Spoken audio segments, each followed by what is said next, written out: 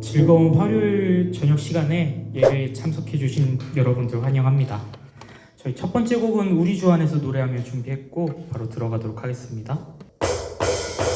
높이 계신 주님께 우리 여기 모인 이유, 우리만 모아 주님을 높이는 것. 높이 계신 주님께, 높이 계신 주님께 우리 여기 모인 이유, 우리 마음 모아 주님을 높이는 것. 우리 주 안에서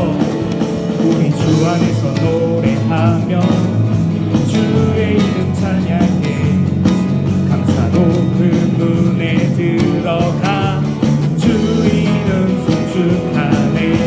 진실한 찬양 안에 권능이 많이 외치세 할렐루야. 손뼉치며 전능하신 주께, 높이 계신 주님께 우리 여기 모인 이유, 우리만 모아 주님을 높이는 것. 높이 계신 주님께 우리 여기 모인 이유, 우리만 모아 주님을 높이는 것. 우리 주 안에서 노래하며 주의 이름 찬양해 감사 높은 문에 들어가 주 이름 송축하네. 진실한 찬양 안에 권능이 많이 외치세 할렐루야. 손뼉치며 전능하신 주께, 높이 계신 주님께 우리 여기 모인 이유, 우리만 모아 주님을 높이는 것. 높이 계신 주님께 우리 여기 모인 이유, 우리만 모아 주님을 높이는 것. 내 안의 모든 것, 내 안의 모든 것 주를 바랄 때 주의 능력 또 영광 은혜와 자비도 찬양하며 춤추세. 마음 문 열어 주가 자유케 하리. 주의 이름 찬양해. 높이 계신 주님께 우리 여기 모인 이유, 우리만 모아 주님을 높이는 것. 높이 계신 주님께 우리 여기 모인 이유, 우리만 모아 주님을 높이는 것. 높이 계신 주님께 우리 여기 모인 이유, 우리만 모아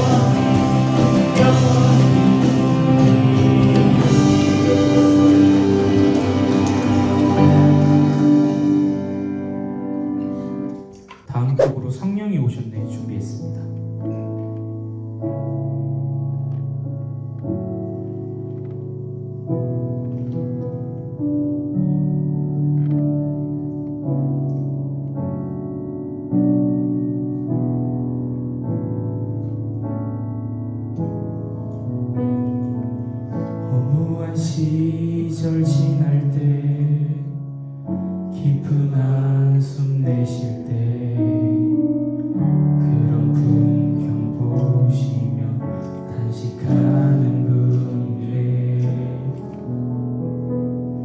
고와 같이 너희를 버려두지 않으리. 내가 너희와 영원히 함께하리라. 성령이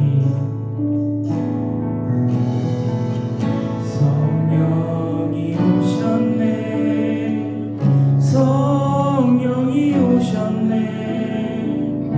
내 주에 보내신 성령이 오셨네.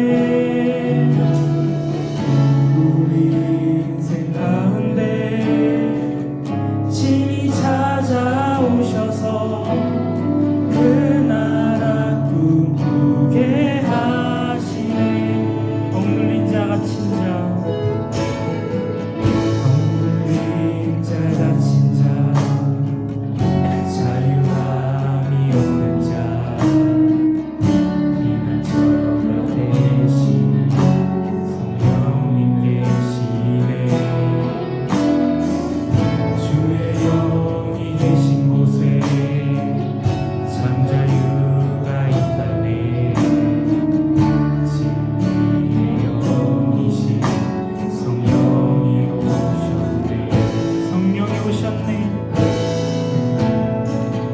성령이 오셨네. 성령이 오셨네. 내 주에 보내신 성령이 오셨네. 우리 인생 가운데 친히 찾아오셔서 그 나라 꿈꾸게 하시네. 성령이 오셨네. 성령이 오셨네. 성령이 오셨네. 내 주에 보내신 성령님 오셨네. 우리 인생 가운데 친히 찾아오셔서 그 나라 꿈꾸게. 우리 목소리로만 찬양하겠습니다. 성령이 오셨네. 성령이 오셨네. 성령이 오셨네. 내 주에 보내신 성령이 오셨네. 우리 인생 가운데 친히 찾아오셔서 그 나라 꿈꾸게 하시네. 그 나라 꿈꾸게 하시네. 그 나라 꿈꾸게 하시네. 그 나라 꿈꾸게 하시네. 그 나라 꿈꾸게 하시네. 네, 저희 이 시간 잠시 기도하는 시간을 가질 텐데요. 많은 이들이 오지 못하고 있습니다. 또 오고 싶지만 개인 사정으로 오지 못하는 이들도 있습니다. 이들을 이끌어서 우리의 교회에 이 자리에 나오게 해달라고 같이 기도하는 시간 가졌으면 좋겠습니다. 주여 한번 외치고 기도하도록 하겠습니다. 주여!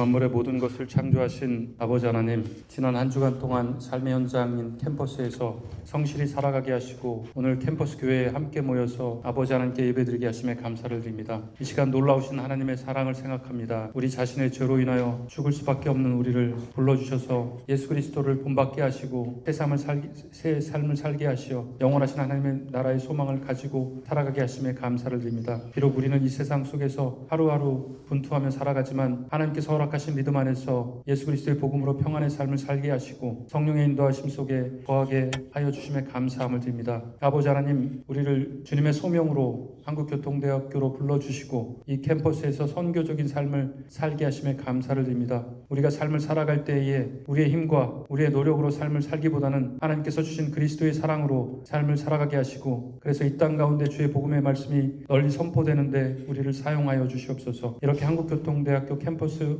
예배로 우리를 불러주심에 감사를 드립니다. 어려운 환경 속에서도 예배드릴 수 있는 공간을 허락하시고 동역자들을 보내주심에 감사를 드립니다. 또한 다양한 신앙의 공동체를 허락하셔서 함께 예배드릴 수 있도록 인도하심에 감사를 드립니다. 이제 보다 많은 예수 그리스도를 믿는 믿음의 청년들이 캠퍼스 교회에서 함께 예배드리게 하시고 그들의 삶을 어떻게 살아가야 할지 배우는 시간이 될 수 있도록 한국교통대학교 캠퍼스 교회를 사용하여 주시옵소서. 하나님 아버지, 이 시간 주님께서 저에게 주신 것 중에 일부를 하나님께 다시 드립니다. 이 물질이 쓰이는 곳에 하나님의 사랑이 나타날 수 있도록 인도하여 주시고 우리의 삶도 드려진 예물처럼 하나님께 온전히 드려지는 삶 되게 하여 주시옵소서. 하나님 아버지, 저희들 아버지 하나님께 예배로 나아갑니다. 우리를 지켜주시어 예배드리는 동안 신령과 진정으로 하나님께 예배드리게 하시고 하나님께만 집중할 수 있도록 인도하여 주시옵소서. 아버지 하나님 말씀을 대언하시는 황세현 목사님 지켜주시고 하나님의 능력의 말씀을 잘 대언하실 수 있도록 성령 하나님 붙들어 주시옵소서. 그래서 저희들 한 주간의 삶이 또한 주의 말씀으로 승리의 삶을 살아갈 수 있도록 하시옵소서. 이 모든 말씀 우리 주 예수님 이름으로 간절히 기도드렸습니다. 아멘. 네, 오늘 말씀은요, 지난 시간에 이어서 그 다음 말씀입니다. 지난주 우리가 죄사함에 대해서 믿음의 순리, 어떻게 믿음을 우리가 갖게 되었는지에 대한 나눔을 했습니다. 오늘은 조금 죄사함의 주제에서 조금 한 발 더 나아가서 선교라는 주제를 가지고 전하려고 합니다. 마태복음 9장 9절에서 13절의 말씀인데 또 지난번처럼 똑같이 교독해서 읽겠습니다. 제가 먼저 읽겠습니다. 예수께서 그곳을 떠나 지나가시다가 마테라 하는 사람이 세간에 앉아있는 것을 보시고 이르시되 나를 따르라 하시니 일어나 따르니라.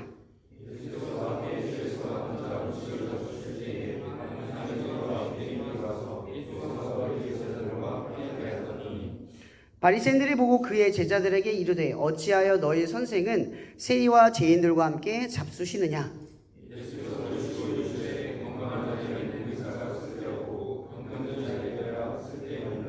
다 함께 읽겠습니다. 너희는 가서 내가 궁유를 원하고 제사를 원하지 아니하노라 하신 뜻이 무엇인지 배우라. 나는 의인을 부르러 온 것이 아니요 죄인을 부르러 왔노라 하시니라. 아멘. 여러분, 끝에 말씀에 이런 말이 있어요. 내가 궁유를 원하고 제사를 원하지 아니하노라 하신 뜻이 무엇인지 배우라, 이렇게 하거든요. 우리는 극단적으로 예수님께서 하시는 말씀이 제사는 필요 없고 궁율이 중요하다, 이 이야기를 하신 것처럼 이분법적으로 이해하면 안 됩니다. 이 이야기는 뭐냐면 예배의 본질이 뭐냐, 이 이야기를 던지고 있는 거예요. 예배의 본질. 여러분, 예배의 본질이 뭐냐라고 질문을 할 때 오늘 주제와 맞닿아 있습니다. 지난주에 우리는 중풍병자가 예수님께 나왔던 사건에 대해서 우리가 배웠죠. 그 말씀에 예수님께서는 아무도 인식하지 않았던 그 사람을 데리고 왔던 무리와 그 중풍병자를 향하여서 죄사함을 받아라 라고 예수님께서 말씀을 하셨어요. 근데 우리가 알다시피 교회 다니시는 분들 다 알고 있지만 왜 그게 죄인가? 바로 그게 부모의 죄로 전가되어서 혹은 그가 알지 못하는 어떤 죄로 인해 저주받은 인생이 되었다라는 걸 거꾸로 해석을 하는 거죠. 저주받은 인생 이꼴 뭐예요? 죄 지은 인생, 이렇게 결론을 지었던 거예요. 그렇기 때문에 그 당시에는 몸이 아프거나 인생이 망했거나 아니면 별 볼 일 없어 보이거나 이러면 다 그게 누구의 잘못이냐면 그의 잘못인 거예요. 그가 그렇게 된 건 그의 잘못 때문이야 라고 하는 사회적 인식이 있었다는 거죠. 누구보다 하나님을 잘 믿었던 사람들이 그런 사고방식을 가지고 있었다는 거예요. 사람들이 잘못되면 도와줘야지 이렇게 생각하는 것이 아니라 부정 탈까봐 만지지 않고 부정할까봐 근처에 가지도 않았다는 거죠. 그게 그들이 알고 있었던 좋은 교회였어요. 그 신앙심이었다는 거죠. 근데 그때는요, 간접적인 죄였잖아요. 한 번 더 깊이 들어가야 중풍병자가 죄라는 걸 인식할 수 있는 간접적인 이야기였단 말이에요. 예수님께서는 이 간접적인 이야기를 끄집어내신 거죠. 아무도 그 자리에서 이건 죄 때문이야 이렇게 바로 직접적으로 해석한 게 아니라 그런 사고를 가지고 있었지만 아무도 이렇게 드러내놓고 말할 수 있는 직접적인 사항은 아니었다는 거예요. 근데 오늘의 이야기는 어떻게 출발하냐면 대놓고 출발을 하는 거죠. 예수님께서 길을 따라가고 있어요. 계속해서 그 예수님을 따라가는 무리들은요, 바리새인, 어떤 서기관들, 그리고 예수님을 마땅히 따를 수 있다고 생각하는 부류들이었어요. 그리고 내가 예수님을 따르다 보니까 어느 순간 나는 그분을 따르고 있는 사람이 되었던 사람들. 그러니까 또 어떤 말로 말하면요, 세상과 나를 구분 지우는 거죠. 나는 예수님을 따라가니까 특별하고요, 예수님을 따르지 않은 저 무리들은 특별하지 않은 것이라고 구분 지은 거예요. 지금 그런 무리들 사이에 예수님께서 처음으로 그 중풍병자에게 죄사함의 이야기를 꺼냈고, 오늘은 아주 대놓고 예수님께서 불편한 이야기를 하는 겁니다. 여러분, 세관이 누굽니까? 그 당시에 우리도 일제시대의 강점기를 겪었잖아요. 그 당시에도 앞잡이라고 하면요, 사람들이 무서워하면서 더러워했대요. 무슨 얘기인지 아시죠? 그들의 권력과 힘은 무서워했지만 그들의 삶과 그들의 행동은 더럽고 불결하게 느꼈다는 거예요. 아주 배은망덕하고 인간 같지도 않은 사람으로 사회적 인식을 가지고 있었다는 거죠. 여러분, 여기 세관이 누구예요? 세관의 직업이 세금을 걷는 직업이잖아요. 저번에도 한번 언급을 했죠. 세금을 거둘 때 이들의 직업과 직업사항에서 월급을 따로 얻는 게 아니에요. 예를 들어 이제 데나리온을 일반 한 명당 한 데나리온씩 내라고 하면 거기에 1데나리온 더 추가해서 2데나리온을 받아서 자기가 그 데나리온의 월급을 받는 거예요. 그러니까 자기가 더 받고자 하면 더 받을 수도 있어요. 근데 이거를 하려면 뭐가 필요해요? 군대가 필요하죠. 그죠? 그래서 이 세관들 옆에는요, 보디가드가 항상 있어요. 로마 군인들. 혹은 이제 유대 군인들이 보호하고 있어요. 함부로 할 수가 없는 거죠. 더럽고 치사해도 낼 수밖에 없어요. 그 권력 앞에 다들 무릎 꿇을 수밖에 없는데 그 사람에 대해서는요, 더러워서 주지 내가 무서워서 주냐? 이런 자존심을 세우고 있는 상황이라는 거죠. 그래서 아무도요, 이 세관과 관계를 맺지 않으려고 해요. 내가 하나님을 잘 믿고 있다, 내가 선하게 살고 있다고 생각하는 사람들은 더더욱이 이 세관과 가까이 하지 않는다는 거죠. 근데 심지어 오늘 예수님을 따라가는 사람들은요, 자기들이 더 그런 사람들이라고 생각하는 무리들이었어요. 그런 사람들로 뭉쳐져 있죠. 계속 능력 보고 말씀 듣고 그 권위와 인기를 실감한 사람들이 쫓아가는 거예요. 그들의 생각 속에 아까 뭐라고 했죠? 자기는 예수님을 따라가다 보니까 예수님 같다가 생각하는 거예요. 이거는요, 교회 다니는 우리들도 마찬가지잖아요. 그죠? 가끔 웃기는 말이지만 어떤 친구가 딱 대화를 하다가 서로 모르고 있어요. 모르고 있다 대화하고 있는데 교회 다녀? 너도 교회 다녀? 그럼 착한 사람이에요. 이런 식의 논리 구조가 있었다는 거죠. 자기의 무리 안에 들어오면 좋은 사람이고 자기 무리 밖에 있으면 나쁜 사람, 이렇게 인식이 있는 거예요.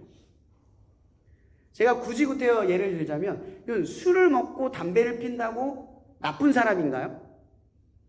나쁜 행동은 규정을 할 수 있지만 나쁜 사람이라고 말할 수는 없어요. 그러니까 나쁘다라고 하는 정의는 이 성경적으로 보면 하나님을 떠난 사람을 의미하는 거예요. 그죠? 그럼 담배를 피는 행위나 하나님을 떠난 자나 안 피는 사람이 떠난 자나 둘 다 나쁜 거예요. 하나님 앞에서는. 그죠? 근데 우리도 모르게 어떤 생각을 하냐면 이런 율법적 권위가 들어가는 거예요. 나는 담배를 안 피니까 선해. 나는 술을 안 먹으니까 선해. 나는 교회를 다니니까 선해. 이런 인식이 우리 안에 나도 모르게 발휘가 되어가고 있다는 거죠. 그런데 이런 것들이 우리의 위험성이에요. 우리는 언제나 가장 선하다고 할 때 가장 악할 수가 있습니다. 어떤 사람이 말하죠? 무지만큼 악랄한 건 없다. 예를 들어서 자기를 선하다고 할수록 가장 위험한 행동을 한다라는 말이 있듯이, 자기를 너무 선하다라고 스스로를 믿으면 그 판단의 그 행동이 아무리 과격해도 그 행동마저도 정당화할 수가 있어요. 그게 역사적으로 가장 심하게 드러난 게 뭐예요? 십자군 전쟁이잖아요. 예수를 안 믿는 저 이방 사람들을 죽이기 위해서 원정을 떠나서 안 믿는 사람을 도륙을 해요. 예수를 안 믿었기 때문에. 그들은 죽어 마땅하다라는 어떤 논리를 세워서 죽인단 말이에요. 근데 그걸 죽였던 그 십자군 기사들은 아주 명예롭게 생각했어요. 그 당시 시대적으로는. 이런 일들이 팽배했다라는 겁니다. 지금 예수님을 쫓아가는 사람들도 그런 부류였다는 거예요. 근데 예수님은요, 그런 따르고 있는 부류들이 가장 불편한 말을 한 번 더 내뱉는 거죠. 마태, 이제 세관에 있는 마태를 부르시는 거예요. 일어나 나를 따르라. 이 멘트는 뭐와 비슷하죠? 중풍병자 이야기의 멘트가 똑같아요. 거기에 죄사함만 없을 뿐, 일어나 나를 따르라. 일어나 침상을 들고 가라. 똑같은 멘트예요. 예수님께서 지금 부르고 계시는 거예요. 지금 예수님을 따르던 사람들은요, 내가 예수님을 따르고 있기 때문에 나는 예수님을 따를 만하다라고 생각했던 사람들 무리에 갑자기 예수님께서 예수님을 따르지 않아야 할 완벽한 대상을 향해서 예수님께서 일어나 나를 따르라 이 말을 하고 계시는 겁니다. 이게 얼마나 이해가 안 되겠어요, 지금. 뭐야 이게? 우리의 무리에 저런 인간이 들어온다고? 지금 내가 예수님을 따르고 있는데 저런 인간이 이 무리에 들어온다고? 내가 상종도 안 했던 그 인간이 이 무리 안에 들어와서 예수님을 따르고 있는 우리 사이에 들어온다고? 내가 여태까지 얼마나 참고 예수님을 믿고 따랐는데, 내가 얼마나 예수님을 뒤쫓느라 고생을 했는데, 저런 죄인이 어떻게 이 자리에 같이 함께 할 수 있어? 라고 하는 마음이 솟아올랐다는 거죠. 여러분, 우리는 지난번에 어떤 서기관들의 악한 생각에 대해서 배웠어요. 그죠? 이 악한 생각이 그때 뭐라고 우리가 나눴죠? 이 악한 생각. 이 악한 생각. 오직 예수님이 우리의 참된 구원자라고 하는 사실을 망각하고 스스로가 구원을 이룰 수 있다라는 형태로 뒤바뀐 생각. 이게 악한 생각이라고 했죠. 예수님이 없는 생각. 예수님만이 이 모든 것들을 이룬다라고 하는 완벽한 실체적 믿음을 받아들이지 못한 생각. 여러분, 제가 지난주에 여러분과 나누면서 오늘 꼭 질문하고 싶었던 게 있어요. 여러분, 지난 한 주간 죄사함의 감격을 충분히 누리고 사셨습니까? 오늘 우리가 예수를 믿고 살아갈 수 있는 이 기회와 이 상황과 이 환경이 주어지는 것에 충분한 감사를 느끼며 첫사랑의 기쁨을 다시 한번 회복하는 시간이 되셨습니까? 내 삶이 이루어지지 않아도, 무화과 나무에 열매가 없어도, 밭에 아무런 수확물이 없어도, 외양간에 말이 없어도, 소가 없어도, 오직 죄사함을 받은 우리의 인생에 하나님의 은혜로 충만하다는 사실의 감격을 한 주간 동안 충분히 누리셨냐고요. 여러분, 우리가 지난 시간 나누면서 뼈저리게 알았던 건 이거였어요. 우리가 예수님을 따라 나아갈 수 있는 건 그분의 죄사함 덕분이다. 애초에 우리는 그 죄사함이 없이는 예수님을 따라갈 수 있는 출발선조차 설 수 없는 자격 없는 자들이다. 우리 모두는 그 죄사함 아래의 출발선에 서서 그 예수님을 쫓고 있는 사람들이다.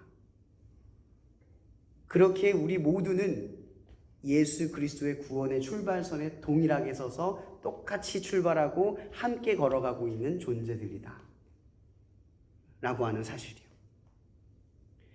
여러분, 어쩌면 지금 이 사람들은요, 중풍병자의 이야기를 통해서 이런 것들이 회복이 됐어야 됐어요.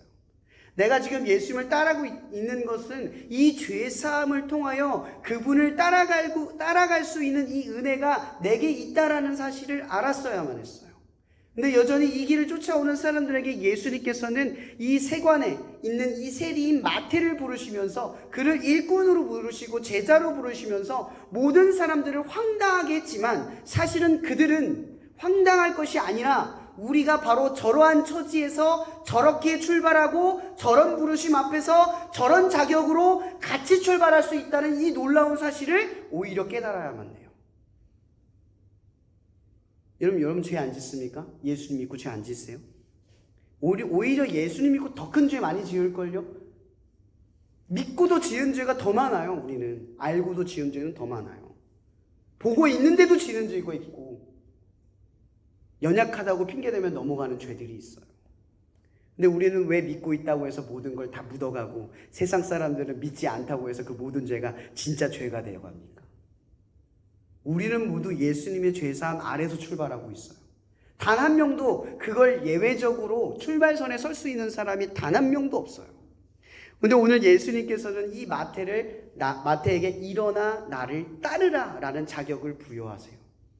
근데 이 말의 어간 사이에는 뭐가 있냐면 죄 사함이 숨겨져 있다는 거죠. 그의 허물을 덮고 출발하는 거예요. 예수님이 그의 잘못을 몰랐을까요? 마태가 그의 잘못을 몰랐을까요? 둘 다 알았어요. 예수님도 마태의 잘못을 알았고 마태도 자기의 잘못을 알았어요. 그러나 예수님이 부르신 그 부르심 아래에서 그가 출발할 수 있었던 건 뭐냐면 그것이 은혜였다라는 걸 알았기 때문이에요. 나같이 자격 없는 사람에게, 나같이 죄가 많은 사람을 부르신 그 예수님의 권위 앞에 순종적으로 나아갔다라는 거죠. 가끔 교회 일을 하거나 어떤 일을 할 때 어떤 친구에게 뭔가를 맡겨야만 할 때가 있어요. 근데 가끔 어떤 일이 있냐면 꼭 이렇게 한다고 하는 친구들이 보면 나중에 다 그런 건 아니지만 흐지부지해요. 꼭 한다고 나서는 친구들이 꼭 그래요. 근데 어떤 친구들이 잘하냐면 이게 제 경험상 그래요. 안 한다고 끝까지 막 부인하다가 결국 하는 애들이 되게 잘해요. 제가 뭘 느꼈냐면 이게 안 한다고 하는 애들이 책임감이 좀 있는 애들이구나라는 걸 좀 느껴요. 그것에 대한 부담감을 갖고 있는 친구들이 처음에는 못하다, 내가 자격이 없어서 못하겠습니다, 저는 이런 일을 할 수 없어요, 이런 식으로 출발을 하더라고요. 근데 참 신기한 건요, 순종적인 친구들이 그걸 뚫어내요. 못한다고는 말하는데 그래도 목사님이 시키셨으니까 한번 해볼게요, 이런 애들이 있어요. 그런 애들이요 해내요. 근데 제가 뭘 느끼냐면 자격이 없는데, 자기는 스스로 자기도 자격이 없고 내가 하라고 해도 그 자격이 느껴지지 않는데 그 부르심에 순종을 하는 거예요. 그리고 그 일에 대한 부담감을 느끼고 출발을 해요. 근데 그걸 해내는 자기 자신을 발견을 해요. 여러분, 저는 이게 믿음의 순환이라고 보여요. 결국 믿음은 자격 없는 자를 불러서 그 자격 없는데도 불구하고 순종함으로써 그 일을 해내며 내가 믿음으로 해냈다라는 걸 고백할 수 있다는 걸 반복해서 경험하는 거예요. 이런 사람들은요, 순종이 길이 돼요. 이제는 내가 못한다, 안 한다가 아니라 시키면 할 수 있구나, 해야 되는구나, 누군가는 해야 되는구나 라는 이 부르심 아래에서 점점 가까워지기 시작을 한다라는 거예요. 여러분, 이런 것처럼요, 우리의 믿음도 이런 하나님의 부르심 아래에서 이런 마음이 있어야 돼요. 우리가 지금 이 자리에 서는 것도 은혜요, 이 자리에 찬양을 하는 것도 은혜요, 이 예배 안에 있는 것도 은혜요, 그분의 믿음 안에 있는 것도 은혜요. 우리는 항상 그 죄사함 아래에서, 그 은혜 아래에서 새로운 출발을 하고 있음을 가지고 있는 그 은혜라는 걸 깨달아야 한다는 거죠. 제가 지금 이걸 계속해서 강조하는 이유는요, 선교라는 걸 이야기하고 싶어서 그래요. 여러분, 선교란 누군가 이렇게 정의를 했어요. 예배가 없는 곳에 예배를 세우는 것이 선교래요. 근데 여러분, 제가 지난번에 나눈 적 있죠? 구약시대에 예배를 드리려면 제일 먼저 뭐부터 없어져야 되죠? 죄가 사라져야 되죠. 그죠? 죄. 예수 그리스도께서 우리를 속죄해 주신다라는 그 믿음, 나를 위해서 죽으신 그 믿음 안에서 우리가 함께 거할 수 있다는 그 믿음 아래에서 예배의 초대를 받아들일 수가 있어요. 진정한 예배를 받아들일 수가 있어요. 여러분, 예수님께서는 지금 마태를 불렀어요. 그리고 이 이야기의 흐름의 전반에서 뭐라고 얘기하시냐면, 누구에게 의사가 필요하답니까? 병든 자에게 필요하대요. 이 얘기는 거꾸로 어떤 식으로 해석할 수 있냐면요, 예배는 어떤 사람에게 필요하냐? 경건하고 깨끗하다고 생각하는 사람에게 필요한 게 아니라 예수의 보혈이 필요한 사람들에게 필요하다는 뜻이에요. 그분의 사랑이 필요한 이들이 필요한 게 예배라는 거예요. 예배란 믿는 사람들에게 필요한 것이 아니라 이 세상에 꼭 필요하다는 것이에요. 그래서 예수님께서는 병든 자에게 의사가 필요하듯 예배와 나의 피는 죄인들에게 필요하다, 이 이야기를 하고 있는 거죠. 지금 그리고 예수님을 따르고 있는 사람들에게 예수님이 말씀하시는 건요, 이거예요. 나의 방향은 어디다? 죄인이다. 사람들 앞에 선포하고 있는 거예요. 나는 지금 의인들에게 나아가는 것이 아니라, 믿음이 있는 자들에게 나아가는 것이 아니라 믿음이 없는 자들에게, 죄가 많은 이들에게, 나를 알지 못하는 이들에게 나아간다, 이 얘기하고 있는 거예요. 그럼 죄사함을 받았다라는 건요, 은혜를 알았다는 거예요. 은혜를 알았다라는 건요, 그 은혜를 갚는 인생을 살기를 시작했다라는 거예요. 사도 바울이 말했던 빚진 자의 삶. 그래서 헬라인에게나 유대인에게나 내가 같은 동족이 되기를 기꺼이 하면서 나를 낮추고 맞춰가면서 예수가 이 땅에 오셔서 인간의 몸으로 이 땅을 살리듯이 나도 그들과 똑같아지며 그들을 맞춰가며 예배를 세워갔다, 이 얘기를 하고 계시는 거예요. 여러분의 믿음의 방향은 어디입니까? 종교처럼 내 믿음을 고취시키기 위한 자리입니까? 거룩함을 느끼기 위한 자리입니까? 은혜를 경험하기 위한 자리입니까? 오늘 예수님께서는 우리에게 말씀하세요. 우리의 방향은 죄가 많은 곳입니다. 죄가 있는 곳입니다.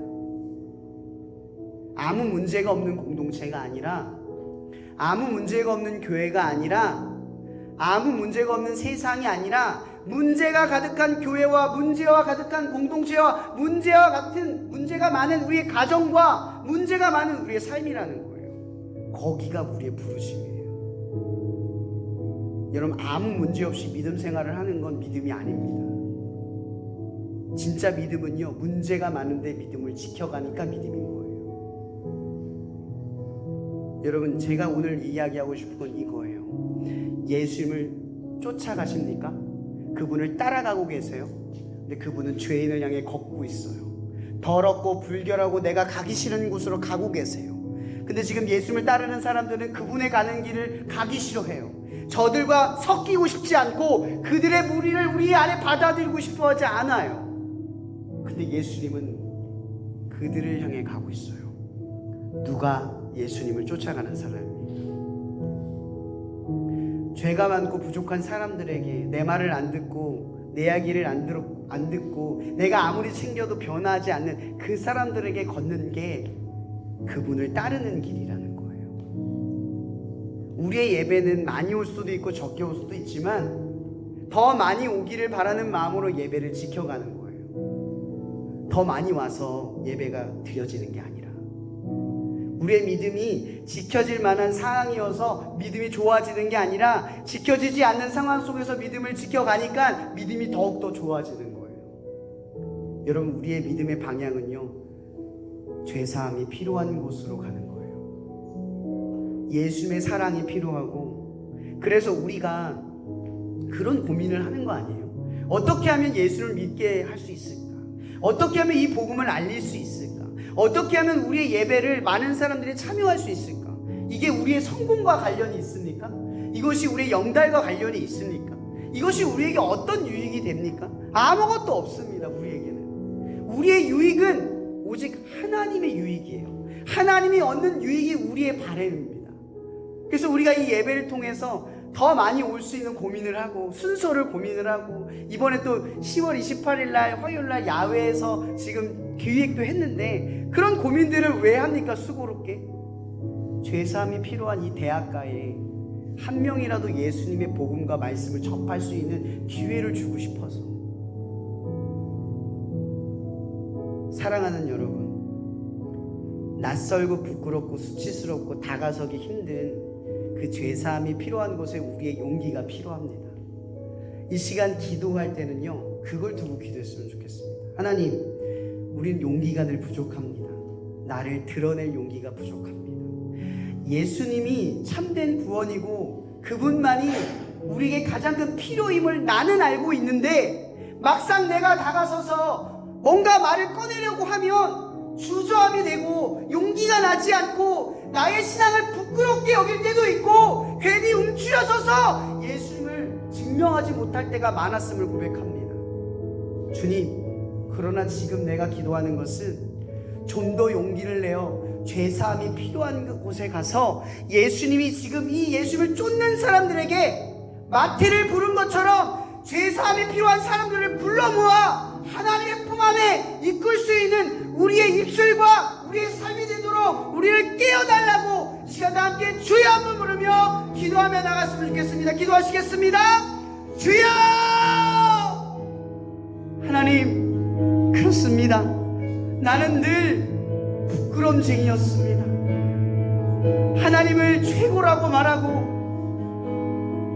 당신을 참된 구원이라고 세상에 가장 완벽한 진리라고 선포하고 고백하고 인정은 했지만 막상 세상 앞에 나아가면 왜 그토록 움츠러들고 왜 자꾸 부끄럽고 왜 자꾸 주저하고 관망만 하는지 모르겠습니다. 주님은 세상 앞에 나아가 병든 자에게 의사가 필요하듯 나는 긍휼을 원하고 제사를 원하지 않는 뜻이 무엇인지 배워라, 이렇게 주님께서 말씀하셨지만 여전히 나는 예수님을 쫓고만 있는데 주님이 가는 방향으로는 걷지 않고 주님이 필요하다고 말하는 곳엔 가지 않고 주님이 우리에게 하라고 하신 곳에서 아무것도 하지 않은 채 멈춰서는 우리 자신을 보게 됩니다. 하나님, 이 캠퍼스 안에서 우리가 조금 더 담대히 깨어나 하나님을 증명할 수 있게 도와주시옵소서. 죄사함이 필요한 곳으로 나아가 하나님 우리를 사용케 하여 주시옵소서. 이 시간 한 가지 더 기도했으면 좋겠습니다. 28일 우리가 야외 예배를 처음으로 준비를 하는데 그곳에서 많은 사람들이 우리가 하는 것들을 안 좋게 볼 수도 있고 여러 가지 문제에 휩싸일 수도 있습니다. 그러나 우리가 정말 두려워할 것은 바로 오늘 이야기한 것처럼 죄사함이 필요한 곳에서 어떤 고난과 박해와 어려움 속에서도 우리가 마땅히 해야 할 이 일들을 감당하지 않고 관망만 하는 우리들의 연약함인 줄 믿습니다. 하나님, 그날 우리에게 지혜를 주시옵소서. 그들의 마음에 조금 더 와닿을 수 있는 방법과 순서와 찬양과 예배와 세운 자들에게 하나님 지혜를 주셔서 그 영혼들에게 하나님의 말씀과 찬양의 고백이 그 마음속 깊은 곳에 자리 잡을 수 있도록 우리를 사용해 달라고 이 시간 다 함께 주여 한번 부르면 다시 한번 그날을 위해 기도하면 좋겠습니다. 기도하시겠습니다. 주여! 하나님, 우리가 처음 캠퍼스 처치 예배를 드리면서 야외 예배를 준비합니다. 시험 기간이 끝나고 난 그 다음 주에 이 시간들을 보내게 될 텐데 부족할 시간이겠지만 하나님 그 시간들 준비해 가면서 찬양의 그 송리스트 하나하나를 주님께서 골라주시고 또 그 순서마다 말씀을 읽거나 혹은 메시지를 전하는 이 방법을 놓고 우리가 고민할 때 하나님 조금 더 우리가 지혜로울 수 있도록 죄 많은 사람들에게 죄사함이 필요한 곳에서 하나님의 복음이 그들의 마음에 조금 더 부대끼지 않고 다가설 수 있는 그 지혜로운 우리의 결단과 방법을 주님께서 허락하여 주시고 또한 그날 조금 더 많은 기독인들이 용기 내어 그 자리에 예배에 함께하면서 하나님의 사랑을 증명하고 나의 신앙을 드러내고 예수의 복음을 한 사람 한 사람에게 깊이 있게 전할 수 있는 그날이 되게 하여 주시옵소서. 우리가 캠퍼스의 빛과 소금으로 있는 빛과 소금으로 존재하고 있음을 증명해낼 수 있는, 그리고 이 땅에 이 캠퍼스 안에 선교로 예배를 세워가며 죄 많은 곳에 당신의 사랑의 필요함을 채워갈 수 있는 시간이 되도록 사용하여 주시옵소서. 이 시간 세상 그 어떤 것도 우리를 풍요롭게 하지 못할 그리스도의 은혜가 날마다 우리의 삶에 무화과 나무에 열매가 없어도 밭에 소출이 없어도 우리들의 삶을 풍족하게 하실 하나님의 사랑이 이것을 잊고 살아갈 때마다 우리를 일깨워 주시며 우리 안에서 역사하실 성령님의 교통 역사하심이 제사함이 필요한 곳에 날마다 동행하며 나아가기를 결단하는 당신의 자녀들 머리머리 위에 언제나 함께 하시기를 예수 그리스도 이름으로 축원하며 기도합나이다.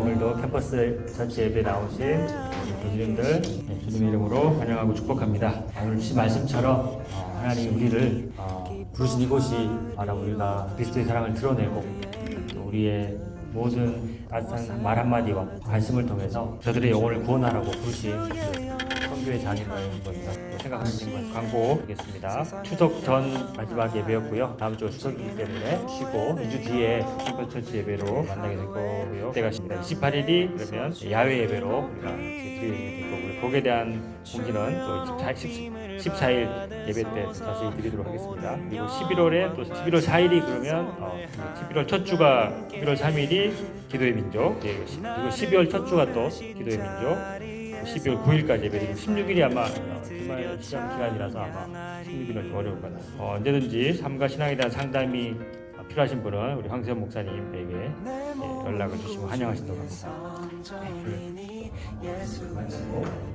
이어서 나름의 시간을 갖도록 하겠습니다. 우리 교수님들이 4분 오셔가지고요. 오늘 4개조로